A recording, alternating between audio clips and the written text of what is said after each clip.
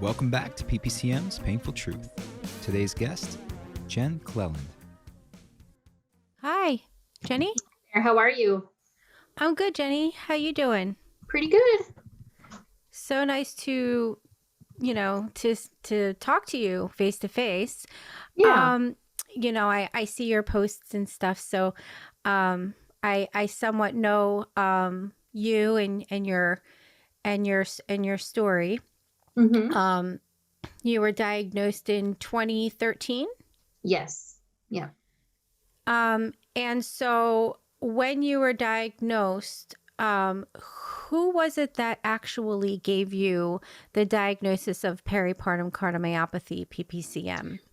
Sure. So it wasn't anybody in the OBGYN field. I believe it was the emergency pulmonologist that was on call. I had struggled a few days after giving birth while I was in the hospital and was sent home. And then we were home for maybe like 24 hours. And I told my husband, like, we have to get to the emergency room. And we went to the emergency room and they were running all sorts of tests and they wanted me to do a CAT scan. And the last thing I remember is being adamant that I could not lie down for a CAT scan.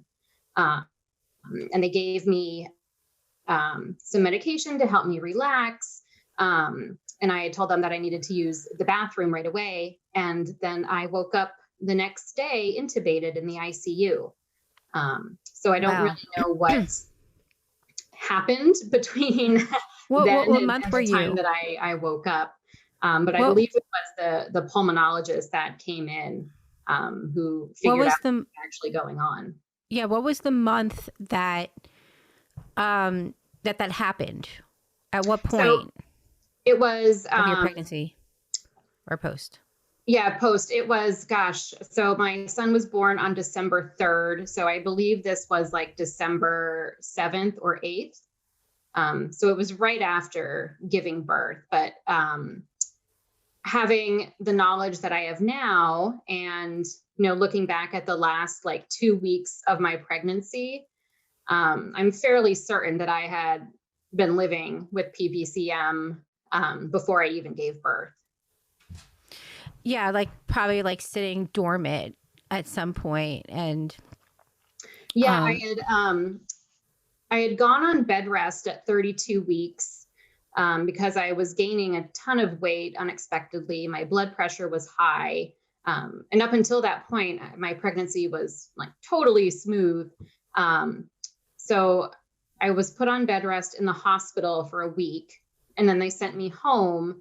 And during that period of being home, I was having trouble lying down. I could hear the crackling when I would exhale. And I called the birth center at my hospital and told them that I was experiencing this. And they told me that it was the baby pressing against my lungs and not to worry about it. Where in hindsight, no, I was drowning and suffocating in your fluid. Yes. Yes. And it hurts because I was there terribly until my heart stopped, and it was awful. So I know what it feels like to suffocate and to say, I'm suffocating, and they're saying, oh,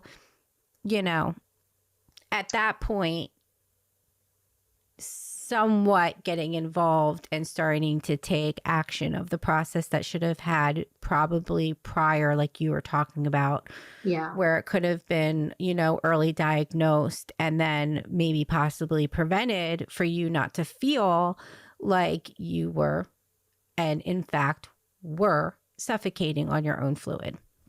Right. And, that has caused a ton of PTSD in my life. I don't like going underwater, swimming anymore. Oh. I don't like exercising to the point of feeling out of breath. Just that feeling is such a trigger for me and reminds me of almost very nearly dying. Very much. That, I don't want to invite that into my life anymore. Yeah. That's interesting that you say that. I suffocated terribly. I mean, I was 105 pounds, like my whole life, petite, 5 feet tall, to over 200 pounds when I finally coded. So that fluid, the pounds and pounds of fluid and that suffocation, once it was removed, yes, but I immediately gravitated. I mean, I don't know if this has anything to do with that. I have a love, where I was a surfer, and I haven't done that, in a while. I had a defibrillator, and it was removed, but and I always would swim. Like, I love the water. I always gravitated to the water. But I do remember having a panic attack in the water. Yeah. And I have a thing where if I'm fearful of something, I want to conquer the fear. So I went through where I would literally just walk with my weights and walk in the water. And then I would do water aerobics with the 90-year-old or 70-year-old women. And then now where I would take my son in with me and swim with me, because my fear is drowning and suffocation. Right. And so I wanted my son to know how to swim at not even 1 year old, because I thought, gosh, I would never want that feeling for my son to feel that if he fell into a pool or, right. Something like that. So I immediately I gravitated to the water, whereas I know you would feel, but I think I had this, fight in me where that drowning feeling, I took the approach where I know exactly what you mean, but I did have horrible night terrors. And so awake, I was fine and I was fighting it, but my subconscious, I would wake up holding my breath and I would feel my heart coming out and I would have visions of me drowning. So the PTS behind that, I even when you try to overcome it subliminally or subconsciously, your body can have also subliminal anxiety. You could be having the most fabulous day with nothing wrong in the world, and all of a sudden feeling overwhelmed, because that's just it's subliminal. Right. So it comes out eventually. But I know that fear and that major PTS, literally where I had night terrors about it, where I had to go on trazodone, which I love, you know, because I believe in mental health. I mean, I graduated with my master's in social work. I used to be a triage specialist, many moons ago, over 20 years ago, but I applied everything that I could possibly know in coping. I even took the steps of attending Washington, D.C., Mom's Congress, to make sure and to do my part and explain why postpartum depression bill needed to pass in 2019 of May. And it did. It passed. It went through. So the bill got through. Now the next bill that we need to get through is making these standard screening labs and testing mandatory for all women, and for early diagnosis, whether you're healthy or not, because this could have been prevented. I mean, you being caught at 32 weeks pregnant, right? Yep. Is not early diagnosis. No, I know. And, I think about my son who spent time in the NICU and what our just experience in general would have been like had this been diagnosed and had I been able to receive the appropriate treatment. I mean, I can't have any more kids. Every medical professional I've spoken to has said, "Oh my God, don't, that's a terrible idea." And I feel, and why would we want to put ourselves at risk like that again? Yeah. And I kind of feel a little bit robbed of the birth experience. We absolutely angry. We had a doula picked out. We had this like sacred Native American flute music that we wanted to labor to. And I mean, you wanted the whole holistic joy. Yes.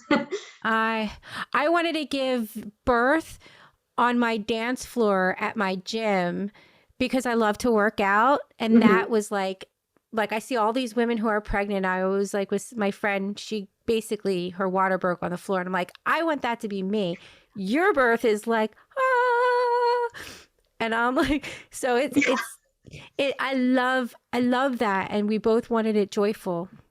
Right. And not terrifying, which is what it was. I mean, we had one of the, nurse practitioners come in and say, you have 5 minutes to decide if you want us to induce you or prep you for a C-section. If you, choose to be induced and things go wrong and you have an emergency C-section, things could go really, really badly. So we were like, oh, well, that's a great choice that I have to make in 5 minutes. So, I mean, we chose to, plan our C-section with 5 minutes notice. I mean, we had no intention of giving birth that day at all. Yeah. Well, if after that, how are you treated? After you had your C-section? Because I know with fluid comes infection, and that's when PPCM peaks. So I was treated, I think, as well as I could have expected, which is unfortunate. So it's a rural hospital. I gave birth in Billings, Montana, where literally no one had ever had a case like me before. But in the 3 days that they let you recoup after a C-section, I hadn't lost any weight and I was still gaining weight. And while my son was born prematurely, he was still a good, 4.5 pounds plus placenta, plus everything else. And I still hadn't lost any weight. And I was more swollen than ever. And I just kept being told, it's fine. It happens after a C-section. It'll go down. It's fine. And I mean, it wasn't. I wear a size 7 shoe, and to leave the hospital, I had to wear my mother-in-law's 9.5 size winter boots, just because that was the only thing that would fit over my feet. They were so swollen. When I ended up in the ICU, I lost 47 pounds of fluid. I mean, I was sitting there like watching the space open up between my toes. Same. Yeah, I gotcha. I couldn't even close my hands. Yeah. My hands wouldn't close. They were so big. I could not even close my hand. And my doctor said that was normal. And I know, and it's not. And that's, that is my hope with all of this, is that medical professionals will become educated about this. And I mean, just in general, listen to women. I mean, we know something is wrong. We expressed it the best way we could, and we got nowhere. And to me, that's really, really frustrating. And you know what? They say it's rare, but it's so common in America. And as you hear each and every story when we watch the docuseries and the podcast of, me interviewing women all over the world, there's a correlation with women in America, which is why I specifically said the US's of maternal, the painful truth of maternal mortality, death. Specifically in America, because the specific tests and diagnosis kits and instruments that are provided to them with free healthcare as well, no insurance pay, no have to worry about how am I going to pay for this defibrillator? How am I going to pay for the $288,000? Now, thank goodness I am a Teamster. I've been a location manager for motion picture industry for over 18 years, working on top TV shows and movies. So I had pension and healthcare, the best insurance that you can't even get. You have to be a Teamster. Right. So I was very blessed and lucky. But what about the women who in America are stuck with approximately a $300,000 medical insurance, they're in complete debt. Mm-hmm. And they have to pay $5,000 for only 3 months, not to buy and purchase, to rent, to save your life, to have a life vest that is entrapment because you can't even own it. It's $5,000 for 3 months. Plus the EKGs are $2,000. You have to have a follow-up EKG. Oh yeah. Stress Insurance. echoes and Some insurance doesn't cover unless you're paying $500 to $700 a month in insurance.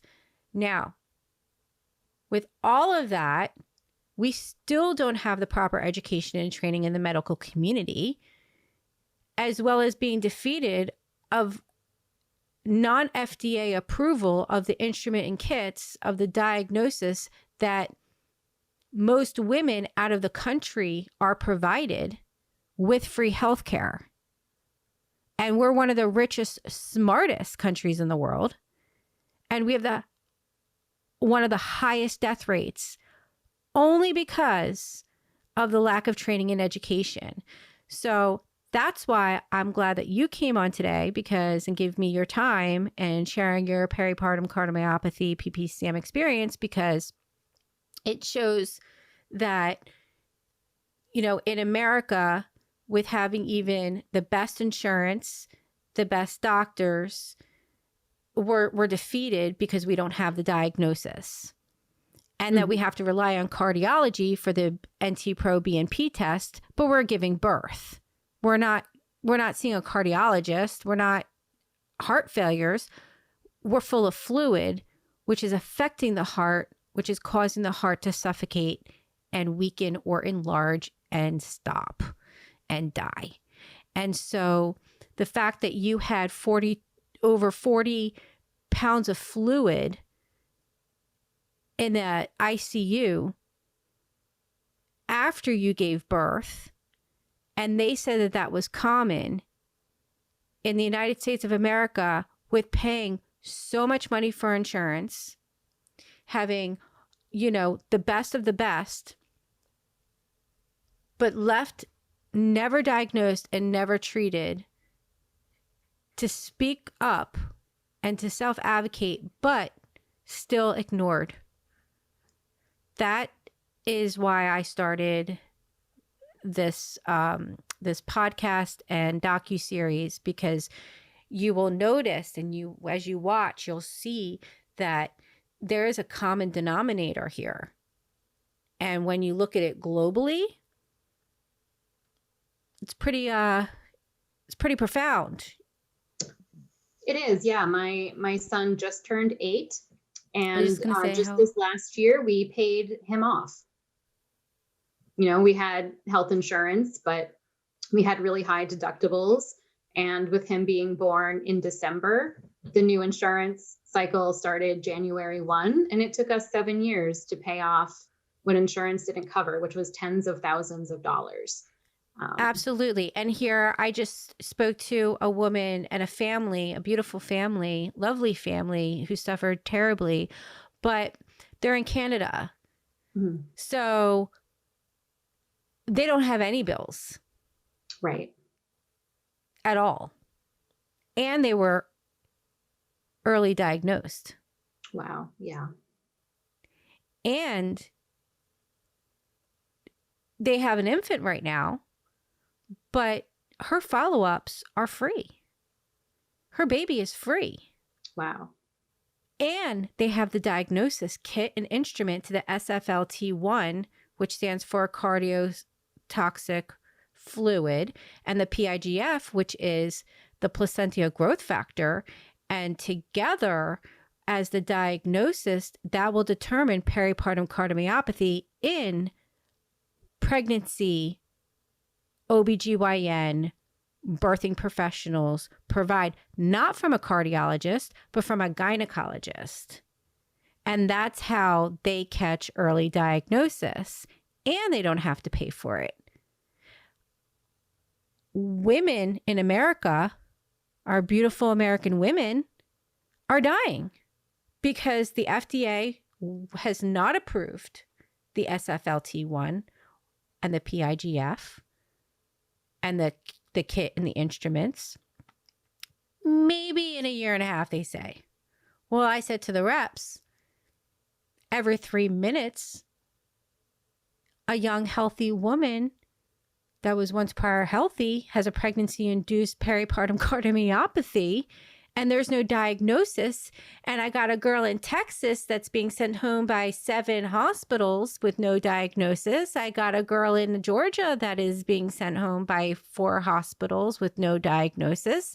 And here they're clearly having a high BNP and they're clearly having heart failure. And you're clearly just sending them home to die. And guess what? One did. The other one, we don't know. She just gave birth 2 months ago. So ... to be continued. Right. Do you know what I'm saying? I was supposed to have her on, but I don't know if it was just too much for her. You know, she does have an infant and, you know, I understand, you know, things happen, but American women are suffering and paying out of the wazoo just to live and survive. Whereas outside of America, they are blessed.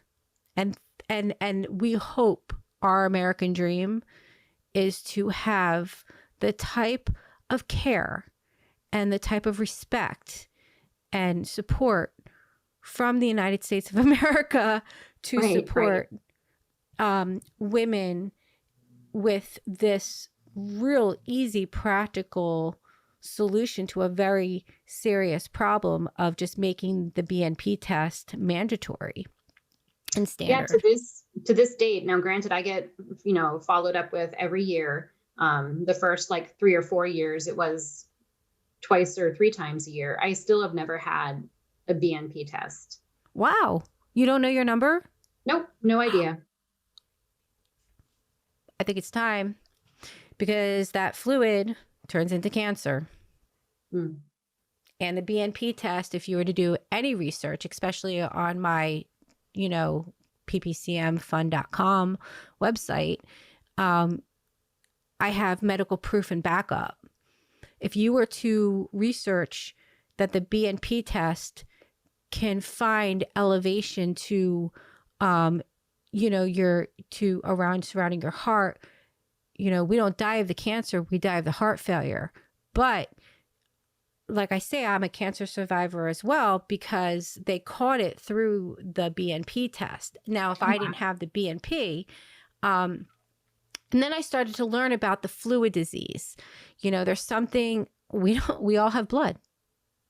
We don't get out, and I mean, unless you're an alien or you're from another planet, you know, literally, you're not getting out of this earth without getting some type of fluid disease, which is either dementia, Alzheimer's, cancer, you know, heart failure. It's like what's going to be your fluid disease. There's always a cause that affects the heart. And the heart is ultimately what we die of. I mean, you can have dementia and live for years and years and years and have a good ticker. You know, you got a bad ticker and a good mind, you go right away. You know, it's just the way it is. So there is a ear, nose, and throat type of correlation between the fluid in the blood that causes these diseases and with early diagnosis of the BNP test that can determine all of these fluid diseases as early diagnosis, not just for maternal mortality, but it should be provided even to dogs. You know, really, you can't give it to a cat. You can give an EKG to a cat, but you can't give a BNP test to a cat, but you can give it to a dog. And I've had better conversations with my animals vets, my golden retriever puppy, who I love dearly. I had the best conversation with a veterinarian about the BNP test than any gynecologist that I've had in 5 years in over 2,000 offices. And that speaks volumes to me because they were willing to listen and apply it. This veterinarian, he actually already had a Zoom meeting about it. they talked veterinarians to veterinarians. They talked about dogs with like dementia and things of that such. And he thanked me. He said, you really put a piece together here. He said, you know, it was not connecting, and, you know, you educated me. And he actually came out and sat down next to me after, you know, with my golden. And he said, you know, you spreading this awareness, you have like saved maybe dogs' lives. So, I mean, it's like, that made me feel so good, because I'm like, wow, I wish, you know, gynecology would really respond to this and not look at me like I'm educating them something on what they should already know. But then once they have the information, they still don't do anything about it, you know? Yeah. And that's why women keep dying in, like, it's the 1400s in the United States of America, not in all over the world, because they have the diagnosis. They have the kits, they have the instruments. It's approved. They don't have to pay for insurance. They have less struggle than us. For sure. Which, as a proud American, I'm a little upset. Right. No, I hear you there. So let's hope that maybe this pregnancy movement, like, literally, like, pushes a little bit of what the standards and the actual labs and testings that should require throughout, not just the pregnancy, but following after the pregnancy, because it peaked for you. Afterwards, it peaked for me. Right. Like, everything exasperated, right? Yep, for sure. And with that, like, 8 years of getting out of medical insurance debt and having that freedom, but you still have your follow-ups. Right. Which are a huge source of anxiety. And I think they would be for anyone. I mean, the last thing I want to learn is that my ejection fraction has gotten lower. You know, I am considered recovered in that my ejection fraction has been staying above 60 without medications for the last like 2 years. But I was also really heavily medicated for the first, 5-6 years. And I mean, the medications take a toll on your body as well. Yes. So I mean, the last thing I want to do is head back that way. So I mean, every time my yearly stress test or echo comes up, it's nerve-wracking. It really is. Yep. It is. It's a lot of pressure on, which is why I always say, like, they don't come up with cliches for nothing. And that visual of the balance of the brain and the heart always comes to mind when, I hear, like, especially a woman talk about how it's a continued endless struggle, which also means that there is a balance with mental health. Because I also believe, like, if you're mentally okay, you can actually heal your heart. You can heal that anxiety. You can heal by conditioning your thoughts about it. And maybe, but if your mind goes to a dark place and your mind is like really heavy, that feeling, just like it would be an elephant sitting on your chest, only it's sitting on your head type of feeling, because there's just so much to process as well as cope with, as well as, still grieving from the recovery of the unknown and all of these things. And then the bills and the daily life. And then all of this, it builds. So their mental health really comes into advocacy, self-advocacy, because it's what also can nourish the body. So the mind is very important. And so I personally, for me, I had, which I am proud of saying, because I believe in medication, I believe in mental health, I believe in, balancing the dopamine and the serotonin.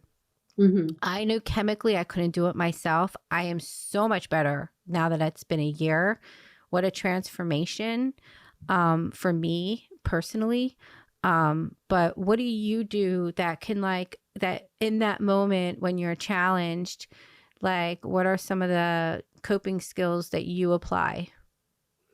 Oh, I think for me, it's just, stress management, focus on my breathing, that sort of thing when I'm in the moment. But I did seek mental health treatment Wonderful. a couple years ago to deal with the trauma. And, it's made a huge positive impact on my life. So, I mean, I'm with you. Medications are really helpful. Therapy is really helpful.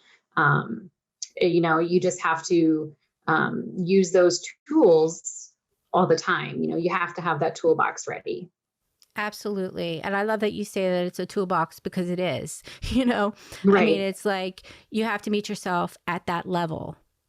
I mean, let's just, I always say pain is pain. Doesn't matter if you stub your toe or, I don't know, you hit your head or you pull a muscle. Pain is pain.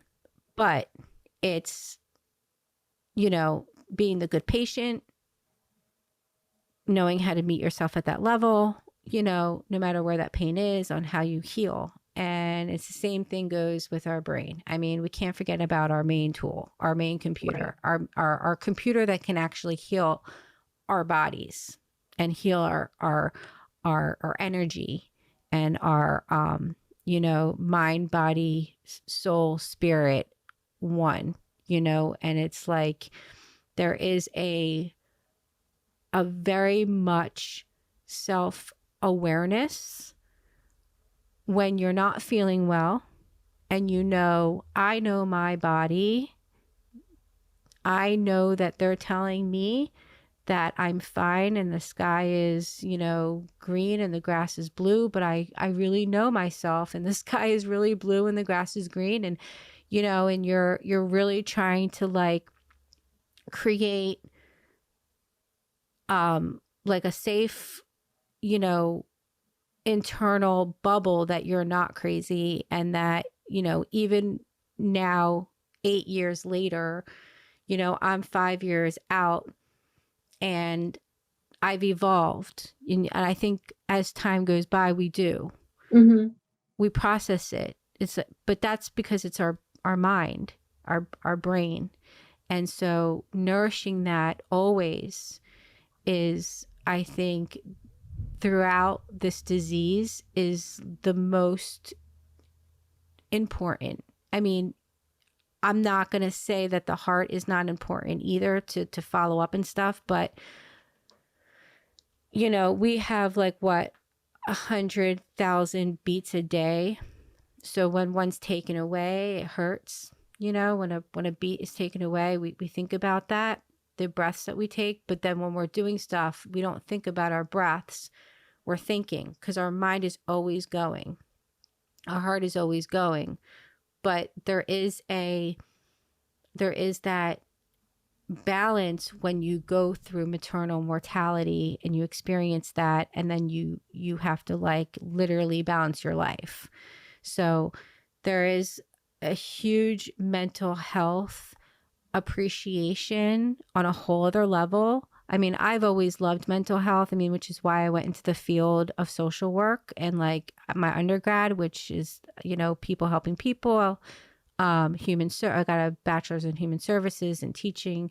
And so I've always helped others as a triage specialist to go on medication, and I would watch them progress, which is how I also knew that awareness for my mental health as well as awareness for PPCM is it's the same, because I knew I could not help myself with the night terrors. I knew that if it was going to continue, I'd probably hold my breath and not wake up, because I'd subconsciously in my dream, I'm suffocating until death, because that's literally what happened. So there is a process mentally that can save me from suffocating myself in my sleep, which took medication. And I am recovered.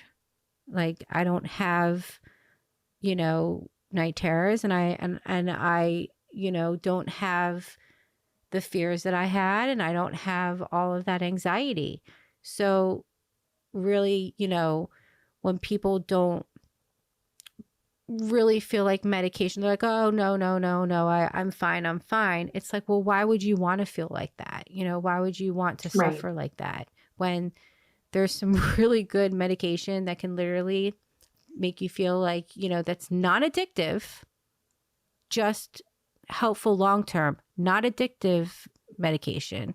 I don't like addictive medications. I don't like, you don't want to feel groggy. You want to feel energized. You don't want to feel like you're on a drug. You want the right medication. And sometimes people need a DNA swab test, which is what I would want as well, just to know that you're on the right medication. Mm-hmm. It can't hurt. I mean, if it's just like a swab, then it will tell you, oh, you might want to consider this. And then you take it and you're like, wow, that really balances out. But we don't know, because we're like lab rats. Like, literally. Yeah. Not to laugh, but it is what it is. So what would you like to add to your experience that has brought you here today talking to me? And what would you want to say to a girl who is literally physically going through exactly what you went through and is watching this with a baby in her belly? Gosh, I think I would tell her to hang on. It is a bumpy road, but it does get better. And, be open about, like you said, taking care of your mental health is such a key component to this, because my heart recovered much quicker than my brain did. Truthfully, that's what happened. And one of the best things about my diagnosis was that it encouraged me to be an advocate for patients, whether it's, heart failure or Parkinson's, or they, tore their rotator cuff. It's okay to ask doctors questions. It's okay to make them explain things to you. It's okay to ask them why they're treating you one way and not the other way. It's okay to ask those questions. And as a patient, you deserve those answers. And that's something that I don't think I know that I didn't do that before. I took their word as gospel. And while they're much smarter than I could ever hope to be, they don't know everything. And, I have a sister-in-law who's a doctor, and she said, Jenny, it's called practice medicine for a reason. No two bodies are the same. No two bodies are going to react to the same disease the same way. So it's okay to question things and ask those. It's policy and practice. Yeah. It's policy and practice. Mm-hmm. And it's severely lacking education. Yeah. Which is why I was going to say, just, be extremely adamant. It's okay to throw a temper tantrum and, stomp your feet and bang your fists, if they're not listening to you, because absolutely. you know your body best. Yep. Self-advocacy. We do know our bodies best. We know when we're happy. We know when we're sad. We know when we're in pain. We know when something doesn't feel right. And we shouldn't have to fight to be heard when we're suffering to death. There should be that mandatory diagnosis and kits and instruments that other countries have available here in America. And so, thank you so much today for your time and, educating us on your experience, because, it just adds another piece to the puzzle here. And, just basically, our conversation really was, empowering, because it did talk about, the debt of what it can do to a family with insurance, what we as Americans go through with that, and how this maybe can possibly change, at least for, women who are experiencing postpartum depression. There should be a different legislation. There should be a different law with care and wellness of that, which was once a very healthy woman prior to pregnancy, to now having to literally fight for her life, physically, mentally, to be heard, financially, and to cope through something that is endless because of lack of awareness, education, training, and early diagnosis. So thank you so much for your time. And I look forward to, continuing this journey with you, and you, supporting the journey of the docuseries as well as the podcasts, and hopefully, spreading the awareness on a global approach. Great. Thank you so much. Thank you. Have a beautiful day. And it was a pleasure speaking with you. Thank you. Take care. Bye-bye. Thank you for joining us and listening to the PPCM Fund podcast. If you haven't already, please like and subscribe. PPCM's Painful Truth is made possible through the generous support of donors like you. Help us spread the awareness by donating at ppcmfund.com, or click the link below to become a member through Ko-fi. Also, remember to join us every Monday and Friday for Mom Day Fitness. Have a great day.